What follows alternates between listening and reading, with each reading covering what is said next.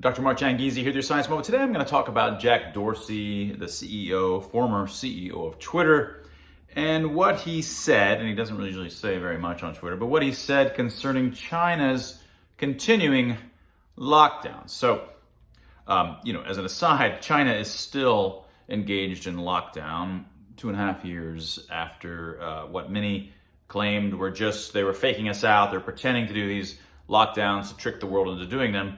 No, they certainly were involved in propagandizing the idea of lockdowns, but this is because they themselves are doing them, and they themselves were pushed into doing them by their own population, as Ben Irvine talks about, and in Wuhan, the book Wuhan that we talked about a few episodes ago. The populace panicked and demanded that the government stop downplaying COVID. This happened in many countries. It happened in the UK as well. And so then the government's response say, okay, yeah, we totally do care, and it's totally good that we're doing this, even whether they're damaging or not. They want to look like they're in charge. And still 2.5 years later, China is still engaged in these CYA lockdowns in their country. So one of these reporters, this is a story on CNN that was being sort of talked about on Twitter, and they're going through all of the civil rights violations that have been continuing to occur, unsurprisingly, in China. And so here's the tweet: "Life in Beijing, relentless COVID testing and health app that dictates where I go. Green code is needed to enter the public areas. Red means quarantine or isolation.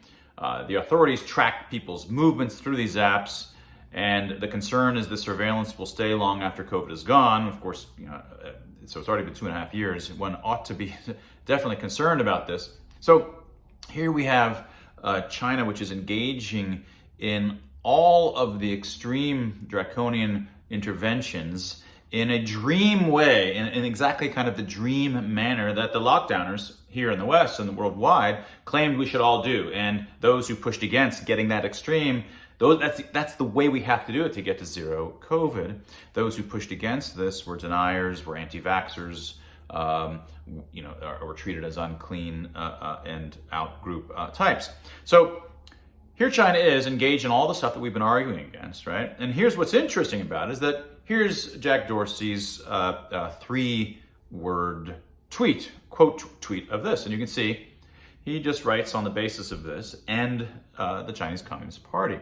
Now, what's surprising about this is that Jack Dorsey was in charge when their centralized censorship really got up and running, and he was there during the period of time when the Biden administration was saying that we're working with Twitter and other social media to identify misinformation and misinformers. He was part of this, and so the question is, why now would Jack Dorsey be saying about the CCP that they should be ended on the basis of doing exactly the interventions that, for those of us who argued against those interventions, we were censored for it. We were suspended. I'm permanently now labeled a sensitive content on Twitter.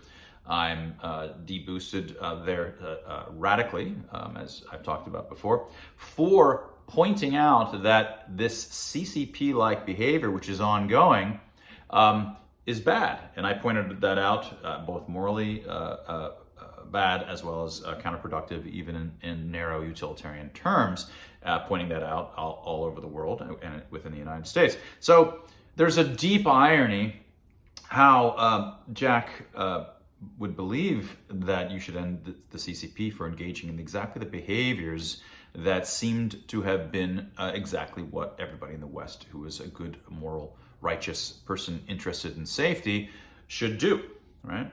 So now, my own theory about Jack along these lines was that I felt as if, I don't have any good, strong evidence, but I always felt on the basis of many of the statements he had made about a public square and freedom of freedom of expression and so forth, that in his heart of hearts, in some sense, he kind of thought, other than some of the constraints for organized crime and child pornography, that the social media should be a free public square, but that at some point when you're CEO, there are many pressures from all sides that eventually they are as much shackled as they are in charge. And especially as of April of 2021, when the feds were actively getting involved, It may have been that this was not his wish per se, but nevertheless, he was the man in charge, and it would seem like he is still nevertheless held accountable. But this is potentially diagnostic that my intuitions about his thinking might have been correct, which was, in some sense, just a good guess if it turns out that it was right. But here's the irony: even someone who was the CEO of a company engaged in my opinion, crimes against humanity level censorship, shutting down one half of the conversation in one of the most important societal events that has happened in many countries for a couple generations. Unprecedented levels of civil rights violations, unprecedented levels of bodily autonomy violations. And while this is ongoing, and obvious hysteria going on, then their company decides, well, we're just going to go ahead and shut down one half of the conversation because we think that's probably the wise thing to do. Right? Nobody who's thought about the public square and free expression and is involved in the business of it, as Jack Dorsey has been, could possibly believe that shutting down misinformation and having it controlled by centralized authorities is sensible. I just find it hard to believe, and this confirms my belief that I don't think he believes it. He sees that, one, he's saying, in some sense, end the CCP is exactly what the anti-lockdowners have been saying, but in a nice, elegant way. End the CCP-like policies that nearly every country in the world implemented. End them. And one of those CCP-like policies, Jack, is the anti-free expression policies that your company, either through coercion from the government or from your board of directors or yourself, was engaged in.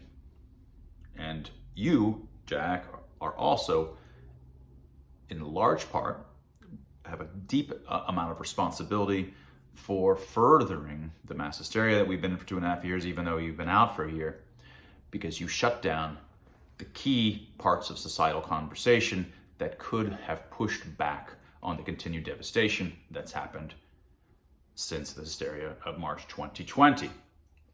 And that was your science moment. Go get yourself a copy of Expressly Human by Dr. Tim Barber and I.